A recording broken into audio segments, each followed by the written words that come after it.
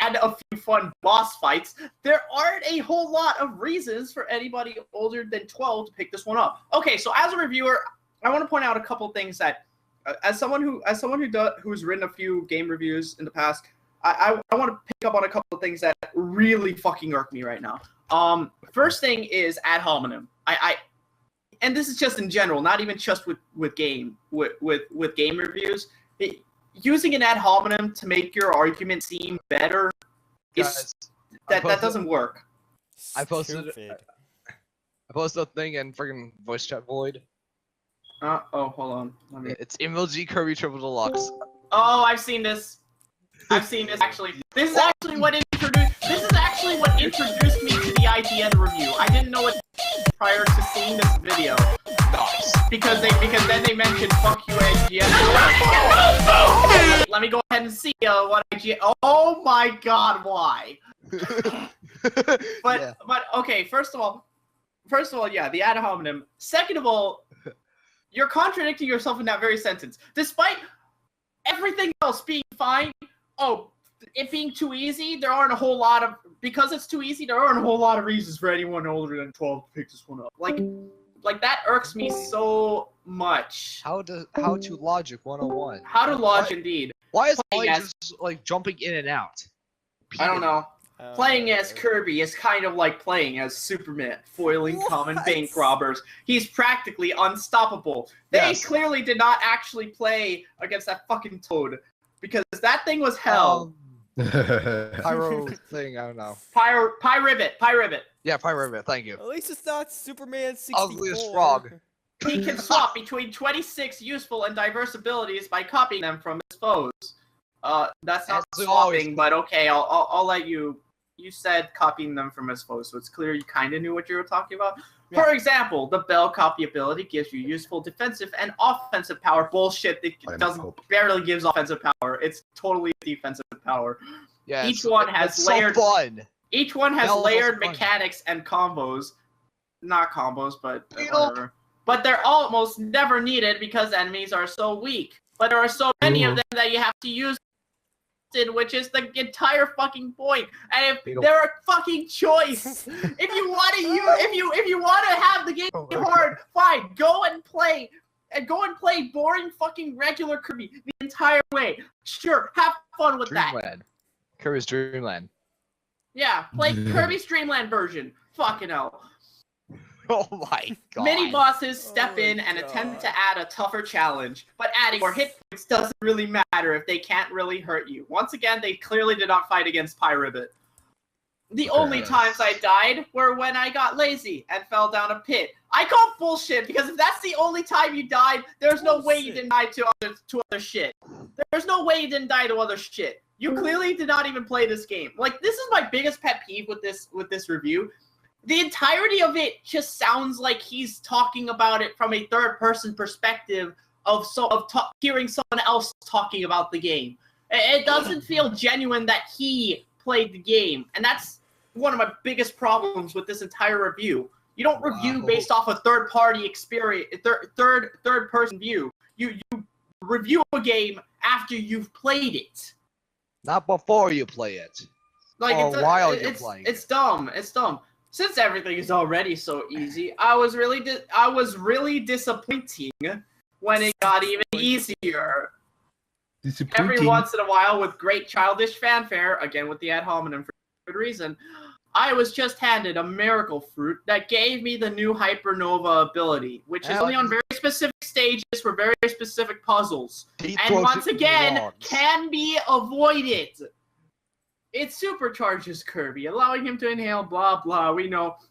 I didn't even have to do anything to earn this power, except progress through the game. What? What is listening to I didn't even have to do anything, except you have to progress to a certain point of the game to get it. What? AKA the very first stage. So it felt excessive. The last world does finally kick up the difficulty a notch, but it's hard to get excited for a game that doesn't build up the way it should. It does! Just because it doesn't build up to be a fucking Dark Souls 4 doesn't mean that it's not building up. Are you gonna say that Super Mario Brothers 3 is a shit game because for the majority of it before the final world, it's easy as balls except for perhaps the Sky World? Take a look at Kirby Planet Robot. I just don't understand. I just don't understand. And Super Mario Bros. 3 is unanimously considered, myself included, as the best Nintendo Entertainment System game ever, and one of the best games ever. Period. And it's long withstood the test of time. Okay. This one got Kirby Planet Robot got an 8. I'll read that one after. I'll read that one afterwards because I. Boy. Okay. Kirby Planet Robot. Kirby Triple Deluxe has some redeeming qualities. Developer HAL Laboratory uses stereoscopic 3D in fun ways, and you can expect occasional bosses and obstacles to practically pop out and say hello from time to time. But these 3D tricks are a little deeper than simple eye candy. Paintra, the second world boss, often tosses paint on the screen between attacks to obscure your vision, and Flowery Woods is an oversized tree boss in World 1 that aims attacks right into the screen. Okay, those boss fights are a highlight and the only mildly challenging part of the campaign. Okay, fine. You're fine. You're used to Dark Souls level of difficulty. Good for you. Have fun with that. This is not Dark Souls. Yes, it's not. It's not. Kirby the Destroyer. What the fuck? I'm so confused. Hello. Hi, Blowy. Kirby beats Dark Souls. No, that doesn't Hold on. Tara's just ranting about IGN's reviews and stupidity. He's been in here, so I figure he's been listening in. Yeah, it's so funny too. For a minute or two, I guess. Oh, all right. Well, yeah, I'm ranting about their Triple Deluxe review. Have fun with this. Yes. Great. Okay. Strap yourself in. The most fun I had playing Triple Deluxe was in its peppy additional modes. Kirby Fighters is a 4-player competitive brawler. Okay, here's a fun story. So I met someone at a tournament down in Orlando, at a Smash tournament down in Orlando, and we were both starting to make like a competitive meta for Kirby Fighters. And Cutter sucks in that thing, by the way. It just sucks. Actually, Cutter is an amazing counter. Is an amazing counter. Too slow. Sword, and is almost impossible to get around on DDD's arena stage. Yeah, I can agree with that. This is as far as Deluxe, huh? I haven't played through Kirby Fighters Deluxe. Even when we met each other, Kirby Fighters Deluxe wasn't a thing. It was only the side game on Triple Deluxe.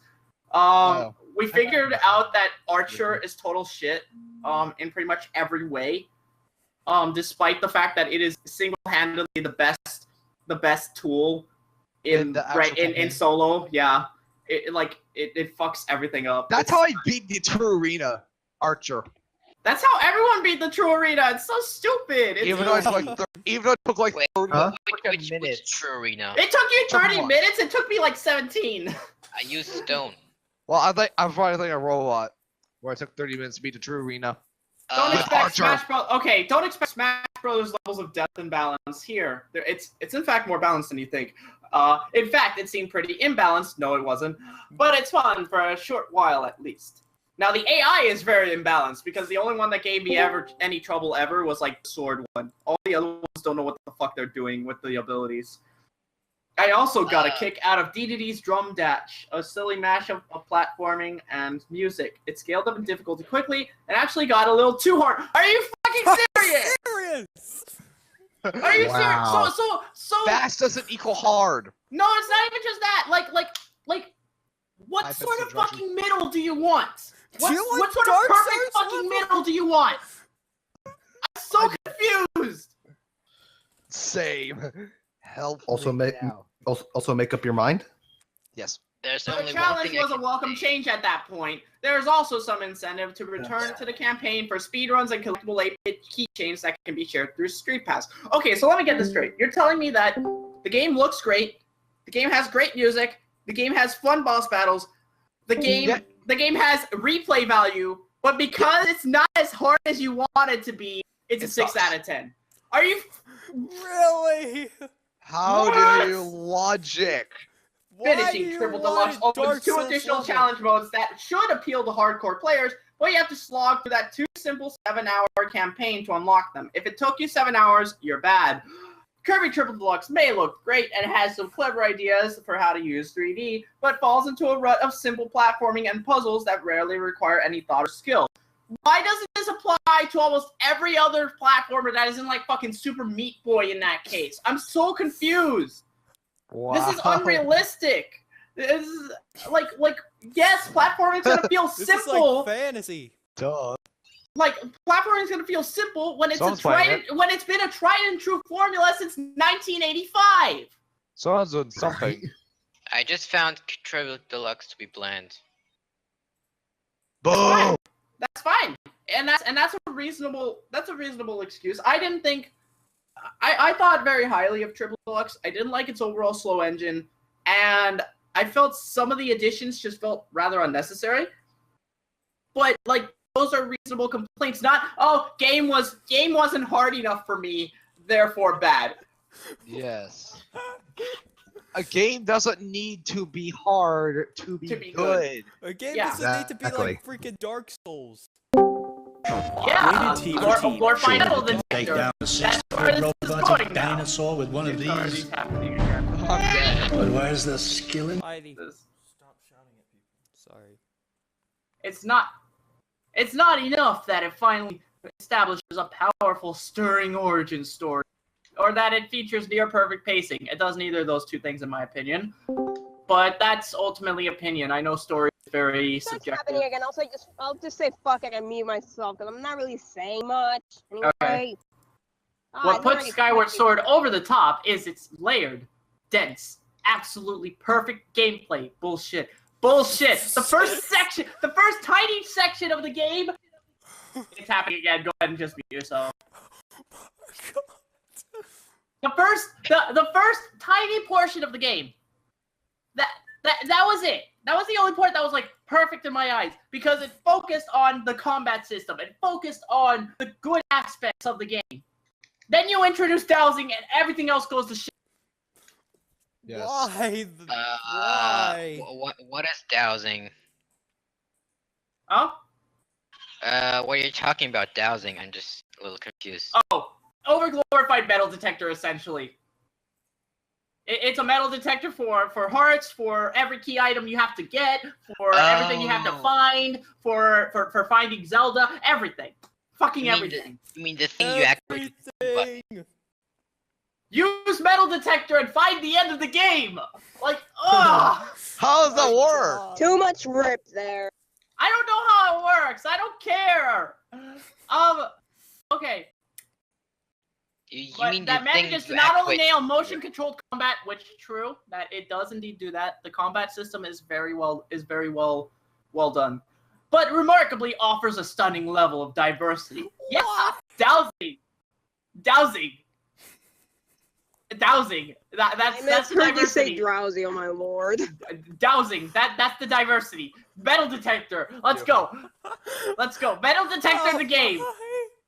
We're only through the first paragraph, you guys.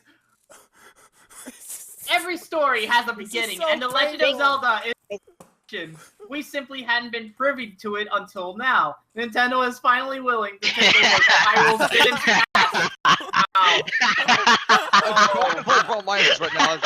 It's just so stupid. I'm trying to play some Brawl Minus right now. Oh no! Your son got really loud. Oh my god. Why, please? Metal detector the game. Just stick the game in the microwave. That was fine. Amazing. the most beautiful thing, right?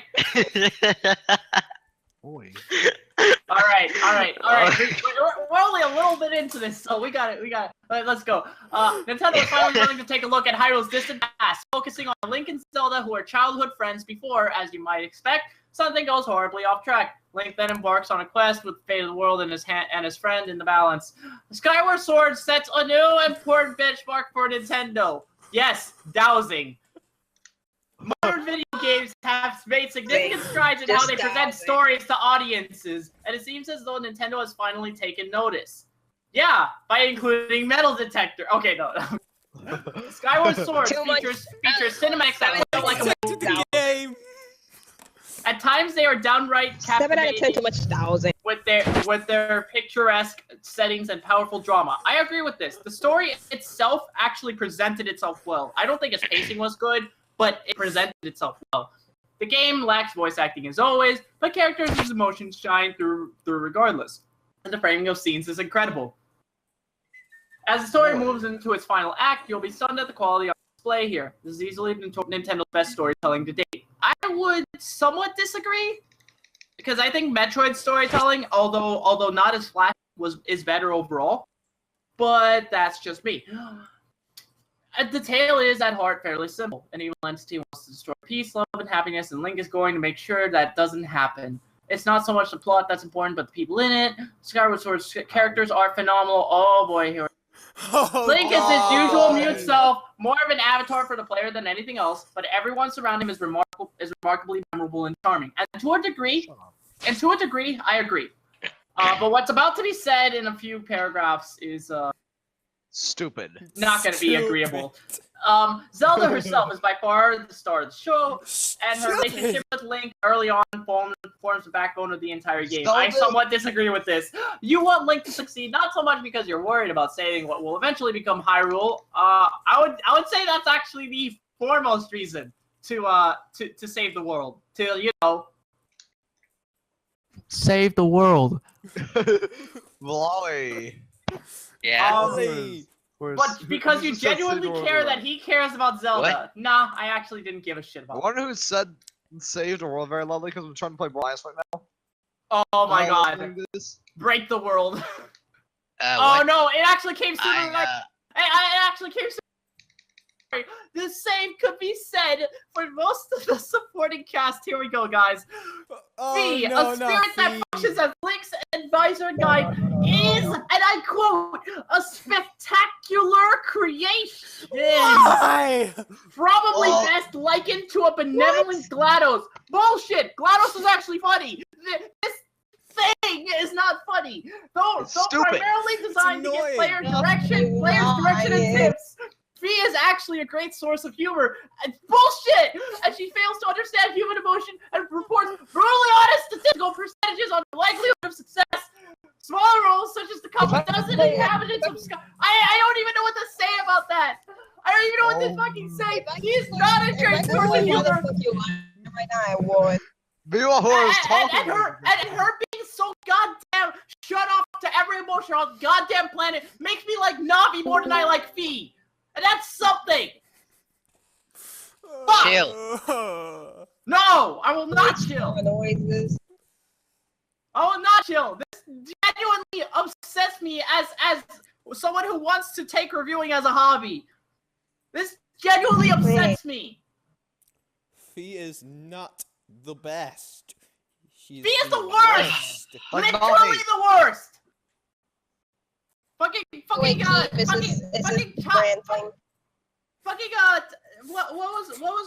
was her face from Majora's Mask? Toddy, I think it was, or something like that. Yeah. That she's more developed and better than fucking Fee. Pretty much. Smaller roles, such as the couple dozen inhabitants of Skyloft, are so distinct and colorful, you'll likely remember them despite their insignificance to the larger plot. No, actually, I had a really hard time talking to the one person I needed to talk to for something, because I kept forgetting who was who. I would talk to the same person like 5 times, so I call bullshit on that. Okay, what else? Between day and night cycles, as well as the ever-shifting narrative, there are plenty of side quests for Link to pursue. I never played enough to really pursue them because I got bored really quickly. Yeah.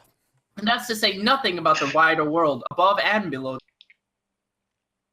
Pairing itself with Wii Motion Plus, I'm not gonna really make too many comments at this section. I do agree. Pairing itself with Wii Motion Plus, Skyward Sword's one-to-one combat is a revelation. I never want to play a Zelda game any other way again, and playing through this makes me wonder why we didn't see motion control of this quality. The responsiveness and intuitiveness of the entire arrangement is superb. The applications of Motion Plus never step into gimmicky territory, guiding your mechanical flying beetle, rolling bombs, swimming in water, and soaring through the sky by pivoting and flicking the remote. Not only feels natural, it makes you wonder how you ever played an action game that wasn't on Wii. Zelda Skyward Sword is the purest, most perfect realization of Nintendo's ambitious goals for motion gaming. Somehow took 5 years, but the definitive proof plays out before you on the screen. Again, I completely agree with this. Continuing on, the new combat system requires skill and patience. Though impulsive, unpredictable wiggling can get some results, most enemies are programmed to react to such behavior, and they're punished you for it. On occasion, my temper would get the best of me against an enemy, but swinging my remote faster didn't help. Some enemies anticipate your moves or use their weapons to block attacks, making routine fights far more challenging and complicated than in past Zelda games. Not all your enemies are overtly difficult, but the added complexity, combined with more sophisticated puzzles and world designs, make each victory that much sweeter. What Ocarina of Time started with lock-on targeting, Skyward Sword perfects by adding layers of nuanced strategy. You'll rarely die, but you'll find yourself working hard to defeat and outmaneuver opponents. Those 2 paragraphs, full agreement. Yeah. Full agreement. Like, the combat system is so good, and I hope they continue using it, because it was such a stellar system. Not even just the control, because I know the control will ultimately change, but the way the AI reacts to your combat, keep that, please. The next paragraph just bugs me. Combat isn't the only area of the game that's become more thought-provoking. Nintendo has changed the concept of dungeons and the overworld itself. Yeah. With metal detectors. Previously, a wide open mainland would branch off to smaller areas with vast dungeons.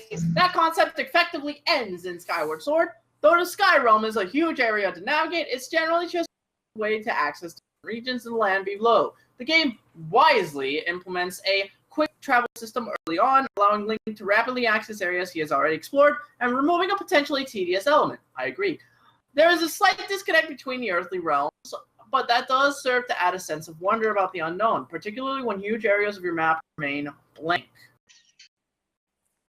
The changes don't end there. Not only is travel faster, but the surface world packs an enormous amount of content. Yeah, you get to use Dowsing. It's gonna become a meme now, the Dowsing/metal detector. Taking a page from Metroid, Skyward Sword requires you to travel repeatedly back to familiar environments, each time altering some key attribute or providing you with new tools to make the experience completely fresh. Yeah, so you can douse to find them. New areas and paths lead to vast unexplored territory that's just as deep, important, and engrossing as any of the material that preceded it, if it weren't for Metal Detector, making you completely ignore that factor. Combat aside, Nintendo's greatest achievement. No. Nintendo's greatest achievement is the fucking combat. No, don't you tell me now that there's another. Fuck. Nintendo's greatest achievement was in, yes. And Skyward Sword just might be its new approach to designing its world. You mean being completely unlinked and pretty much going around the world. You're going around the world through a fucking metal detector. Okay. Enough. Arriving at dungeons and temples now hours, and none of that time is wasted. A whole ton of it is wasted. You're sitting there using an overglorified metal detector, searching for useless shit that I'd rather have to use my fucking brain with a puzzle to figure out. Even if it's more tedious and feels like you're wasting more time in the latter, it's more rewarding when you get past it. Nothing's rewarding about using a fucking metal detector. Everyone can aim a thing at something else. The reviewer probably didn't use metal detector. Arriving at dungeons. Oh wait, whoops! I just said that. The sheer brilliance on display here. Oh my! Hold on. I'm sorry, guys. I'm getting an aneurysm. Hold on. Oh my fucking god!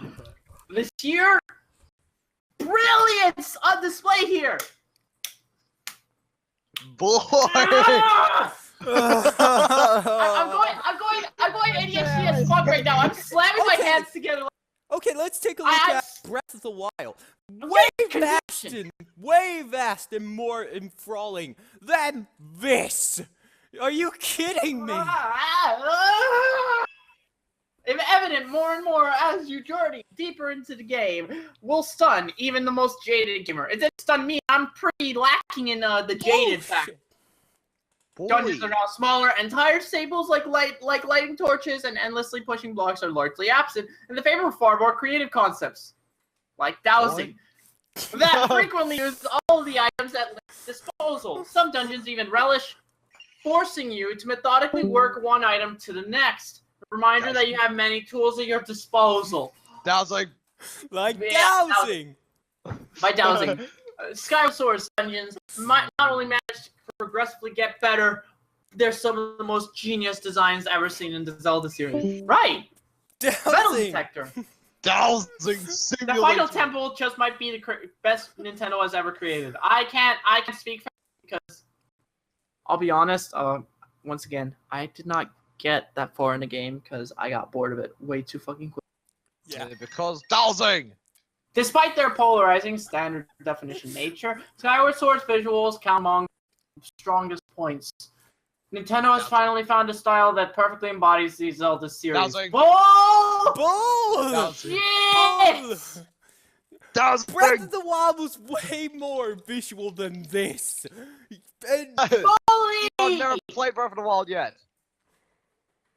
By capturing the maturity of Twilight Princess and vibrant, youthful energy of Wind Waker, this franchise now has the perfect outlet to fully express itself without compromise, full of bizarre, quirky characters, as well as characters from the darkness.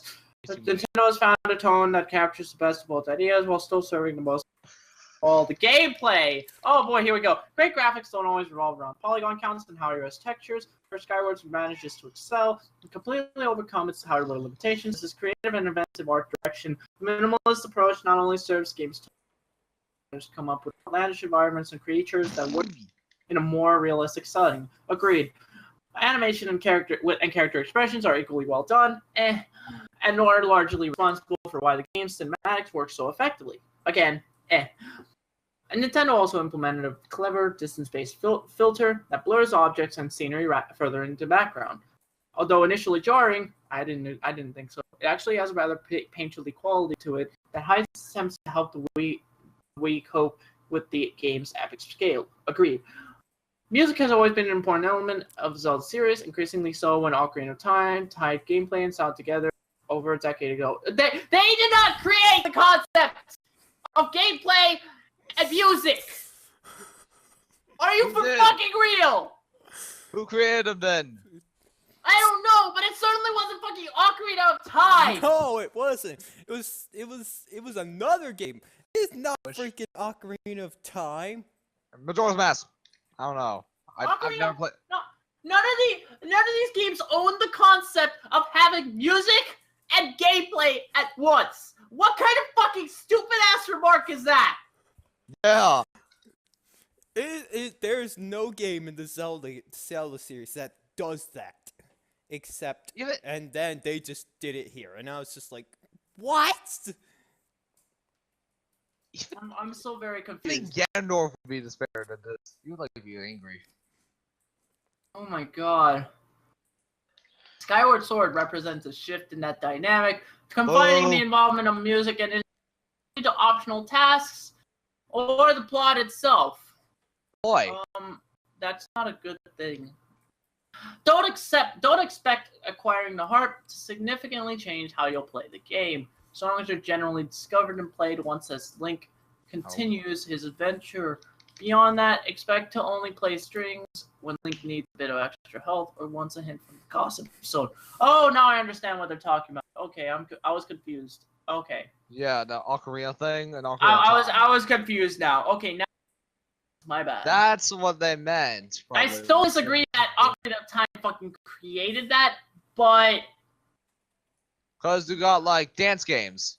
But a lot more. That's a lot more of a remark. The standard for music in the Zelda series is very high. While this legacy makes it difficult to rank this score above other titles, some of the themes of Skyward Sword stand among Zelda's best. So pretty much what you're saying is that while it makes it difficult to rank this score above others, we're gonna rank this score above others.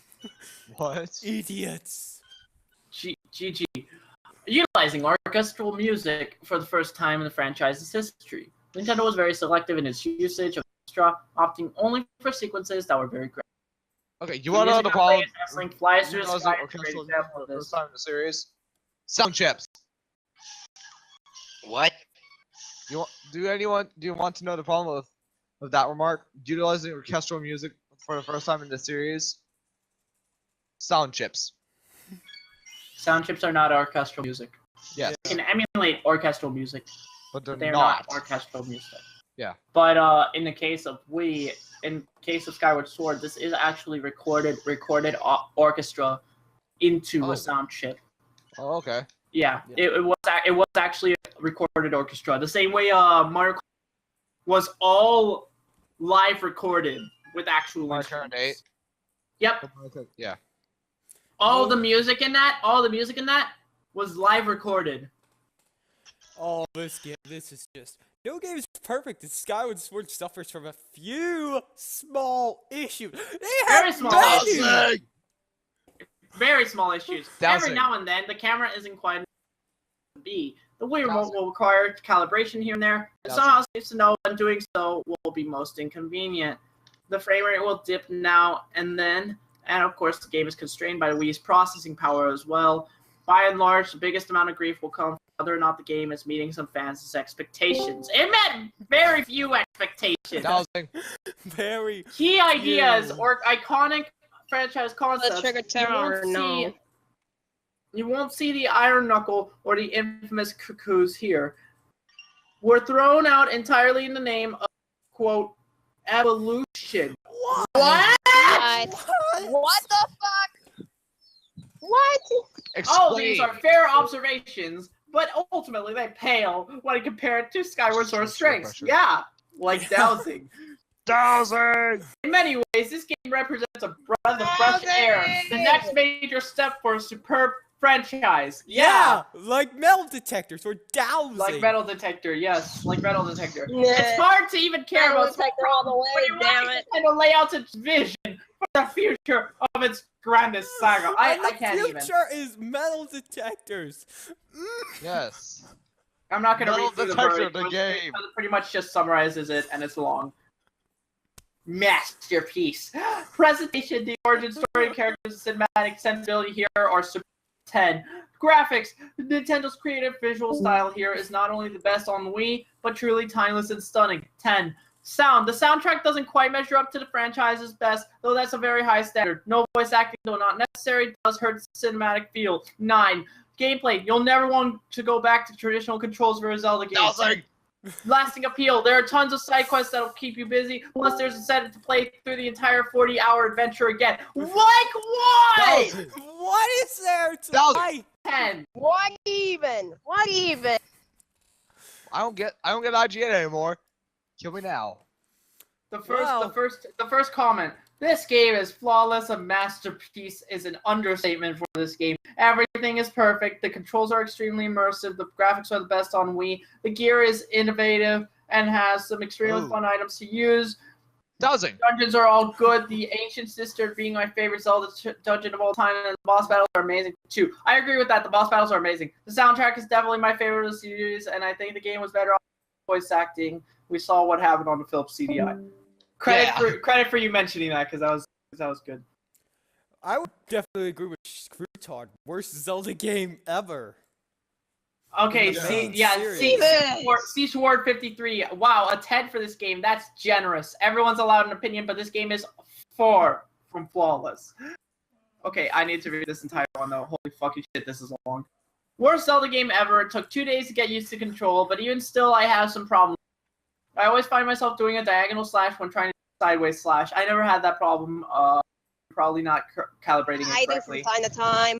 There are stupid mechanics added suck as the item pouch and the stamina gauge. I think the stamina gauge is kind of stupid, but when people want games to be more realistic, they mean realistic physics. They don't mean that annoying thing that people have to deal with. There is a reason they got rid of limited backspace in Pokemon series. And what the hell is with the stamina meter? There is one thing I hate about video games, and that's when the character moves slow. The way to fix that is by having the character move fast. Like some idiot felt the idea of running in Zelda game would be too fun, so he or she made it so the time you could for was limited. I do agree that running shouldn't affect the stamina gauge, but I do agree with the stamina gauge for fighting. The way to fix it, oh wait, no. Plus, the Z targeting is crap for long range. True. I like in older 3D Zelda games where I can lock onto enemies, and in this you can Z target but not lock the enemy attack onto the enemy. And also, what is with the way items are selected? You have to hold down B to switch to an item, and that doesn't pause the game, which allows enemies to attack quicker. I also love when I can just set an item to a button and just press it to use it, but no, they just had to get rid of convenience. Maybe it's to make it harder, but it's a Zelda game. The way to make it harder is with harder fucking puzzles. The overworld is nice, and so are dungeons, but I can't explore any of that without running into my problems with the game. There's no fun because it gets interrupted by shitty controls and feet. Yeah. I never played a Zelda game in my life except for Link's Fee would continuously. I forgot to. All right, here comes Pokemon Mystery Dungeon Explorers of Sky.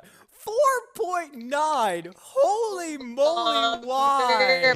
I'm exhausted. I'm actually exhausted. Oh Is it out of 10?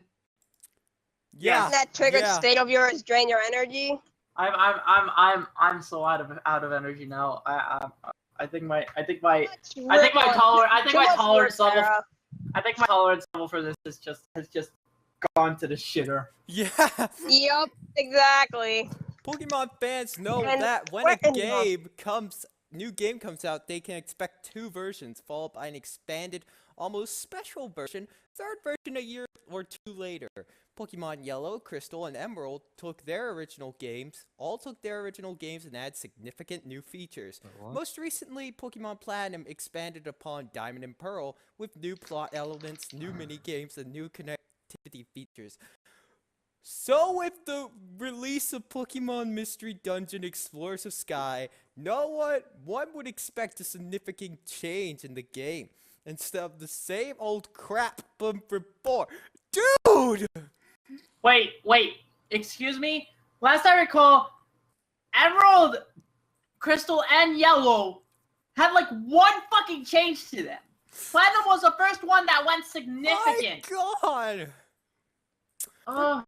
I just need to, for those of you who aren't in either of the love it or hate it camps for the Mystery Dungeon series, let me explain.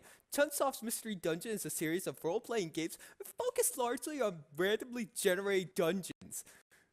Players move through dungeons in a simultaneous turn-based system on a grid. Everyone moves at once like a crazy version of chess. It's more strategy than action. With a dose of serendipity, since everything in the game is random. Serendipity, since everything in the game is random. Sometimes you look out and sometimes you'll get screwed and there's nothing you can do. Yeah, this is all description. We don't need to know about this. Read review. Oh. Read review for Explorers of Sky Darkness. Explorers of Sky's package like it's bigger, better version of the previous 2 mystery dungeons. The back of the case boasts its new items, adventures, and expanded communication.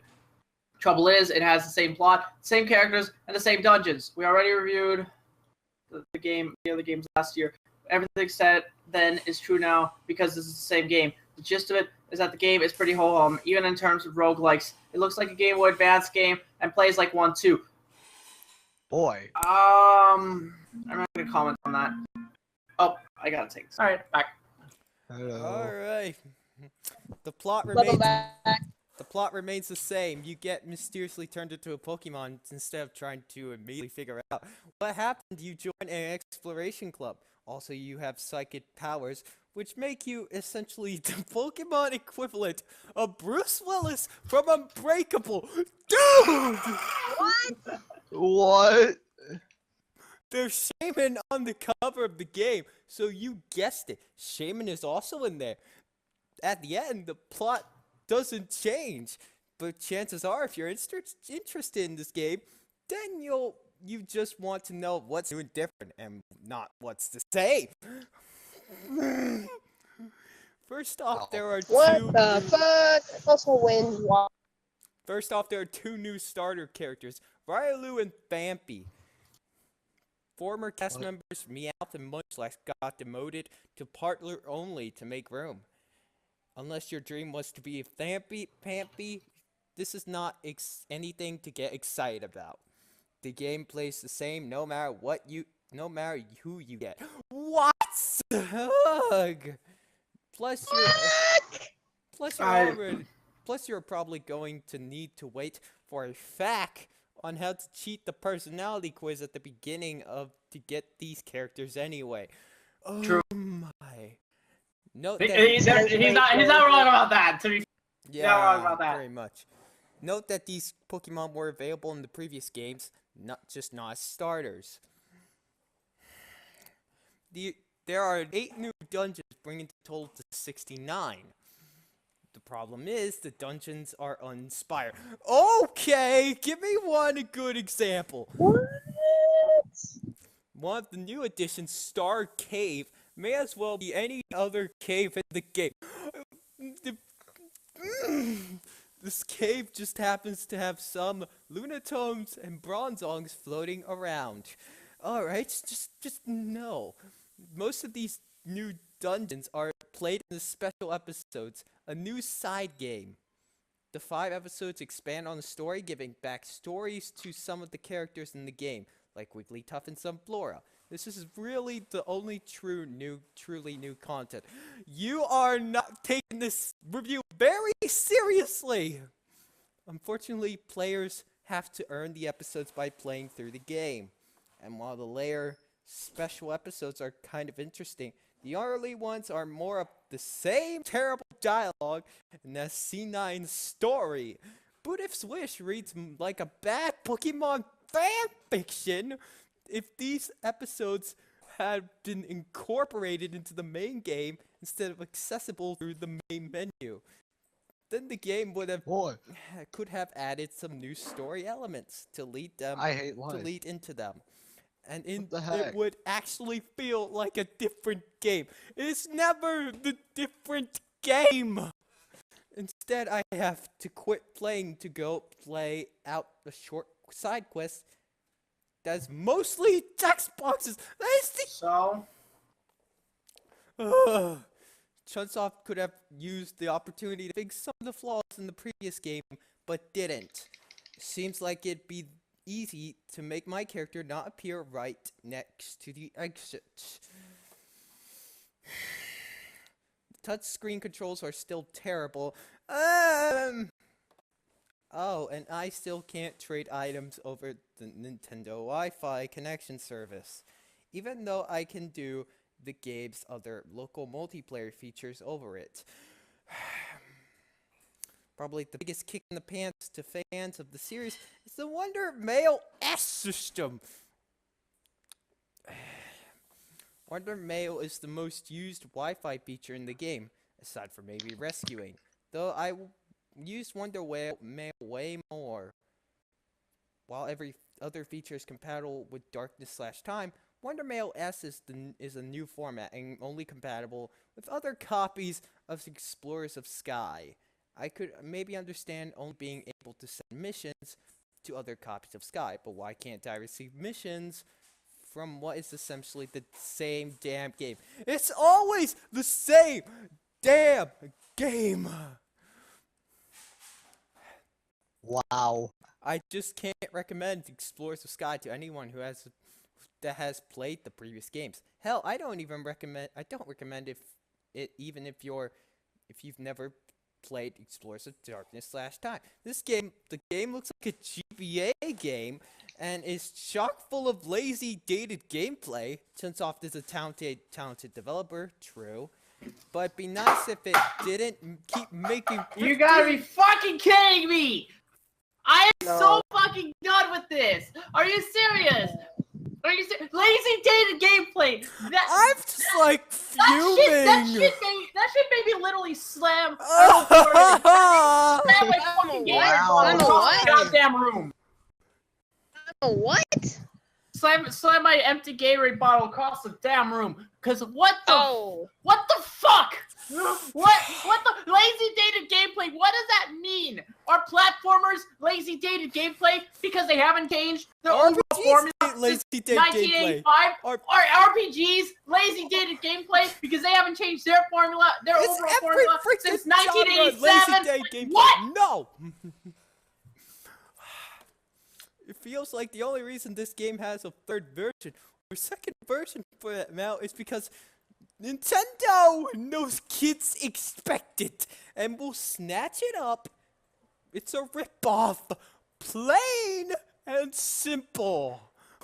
I think the first comment saying actual unbiased rating makes a lot of sense. I still don't agree that it's only 7.5, but I know I have some bias towards the Mystery Dungeon series. I'm pretty much specifically the presentation portion. Historically, every third version of a Pokemon game has tacked on extra content and made minor improvements, occasionally including a useless gadget, while leaving the core gameplay and original storyline unaltered. This release is no exception. Ta-da! Answers given! Yay! This review. Who's gonna run out of battery soon anyway? This review is just making me just wow. Wow. My God. I'm pretty much just like irritated. I'm pretty much just irritated by that review. Once this thing reaches 15%, I have to claim bail from the wing. Also what the person says in gameplay. Most hostile encounters are quick and painless. Okay, not the difficulty part. I don't care. The stat and skill system is severely lacking and needs a complete overhaul. Experience gained is too slow, about 50% of what is required, to maintain a nice steady pace throughout the game, which will make the game feel satisfyingly challenging for some, while blatantly repetitive for others. The game itself functions more like a graphic novel, with one cutscene effectively lasting over 30 minutes. I don't recall. What the fuck? I don't recall. This really helps build a sense of familiarity and belonging with some NPCs, but certainly isn't a style of gameplay that everyone would enjoy. This is where I fall. Oh, here's a good one. I think IGN didn't even bother with PSMD, because they knew they would just get hated on in the comments by a great fan base. Yes, true.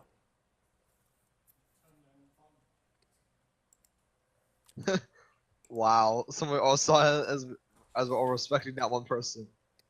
I like pie. Wow. God damn it, Keenan! God damn it, Keenan! I swear, I'm done. I can't do another one. I can't either. It's just like, that one killed me. That one killed me straight up. Oh my. Alright. Yep, that killed me.